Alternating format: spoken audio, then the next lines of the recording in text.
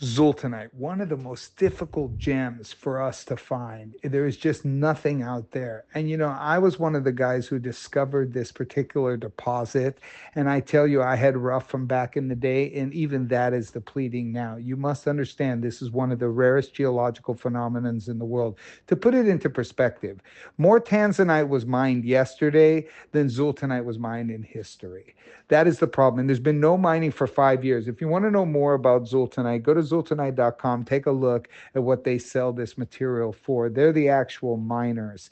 What we have here is an old school stone from my collection. Kat has cut it to a conveniently 7.77 carats. So if you like the number seven, this is the piece for you. What she's also cut, which is sometimes she does this, is she cuts the stone not deep. Because usually you'll see a lot of Cat precision diamond cuts, which basically is luster through the bottom of the stone. And that's really all about angling, right? But it's same with diamonds. They're always sharp on the bottom to make sure the dispersion comes out. But every once in a while, she'll do a Portuguese cut, which is actually a little bit more flat. And the reason why she wants that flat is she wants that big look, and she doesn't want the stone so high off the finger.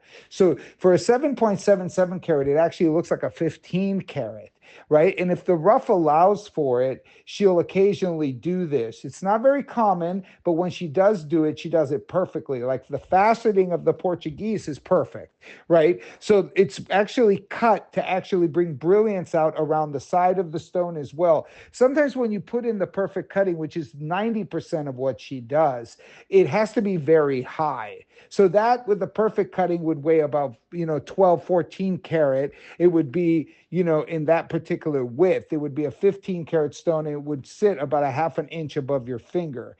Beautiful luster. Excellent. I mean, the clarity is flawless. The stone is perfectly flawless. She always maintains that quality there. It is a perfect six-prong setting. The color in this stone will adapt to whatever you're wearing. You're wearing dark, it goes dark. You're wearing light, it goes light. It is loved by the celebrities. Zultanite's basically one of the most in-demand, requested rough materials I get. And one of the most frustrating because I discovered the mine and I don't have anymore. And actually nobody does because it's so difficult to get. Even in its heyday, it only produced it produced nothing. I mean, less than 2,000 carats were produced a year when it was at full capacity, right? And that diminished down to 100 carats a year, 300 carats a year. And when you're looking at stones that surpass 5 carat mark, there's a couple hundred in the world. It's not like there's thousands. There's not. This is a rare geological phenomenon. It's collectible, it's rare, it's unique.